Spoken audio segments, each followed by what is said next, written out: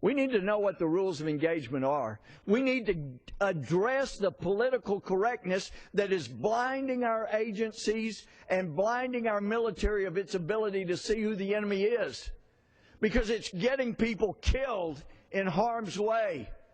When you refuse to acknowledge that the Afghans you're training may be willing to turn their guns you're training them on and kill you, just as Aggie friend had happened here recently in Afghanistan, what they call a green on blue killing, until we recognize that and recognize who our enemy is, and that our enemy can be among us, and that our enemy can be in uniforms that we're supposed to be friendly with, then more Americans are going to be killed needlessly.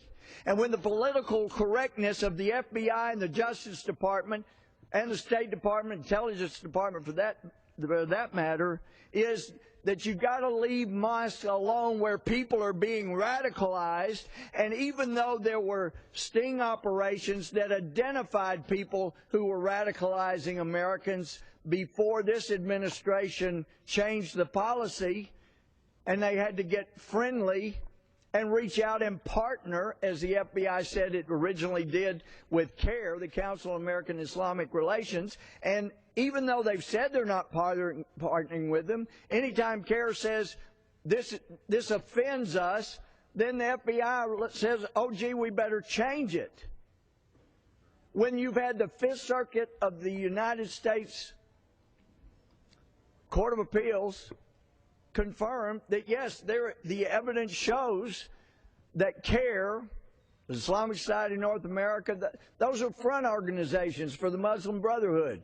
They want Sharia law to be the law of the land, not our Constitution. And that is what we did not take an oath to allow to happen. We took an oath to the Constitution, and that means no law shall be above our Constitution. He had not properly followed up, knowing the FBI did not properly follow up with the mosque. I then asked about the mosque that was started, there are a couple of them, started by the Islamic Society of Boston. And were you aware that a founder was Al-Moody? Because our director knows who Al-Moody is. The FBI arrested him in 2003 or 4 at Dulles Airport, as they could have done Al-Awlaki, who was killed by a drone bomb as ordered by our president, that caused a lot of folks on both sides of the aisle to say, wait a minute, is that a good idea to kill American citizens without a trial? And why is he an American citizen? Well, he's an American citizen because we have this policy that says, and a misinterpretation I would submit of the 14th Amendment, that if someone comes in here on a visa and has a baby, then they're American citizens. So Al-Awlaki's family was free to come in on a visa for college and have Al-Awlaki and then take him back to Yemen and radicalize him so that he had America. And then he could come back here, and as he did, lead prayers here on Capitol Hill with congressional Muslim staffers, and also have contact with people in the administration. But I guess we won't ever know who all he had contact with, because they blew him up while he was in Yemen.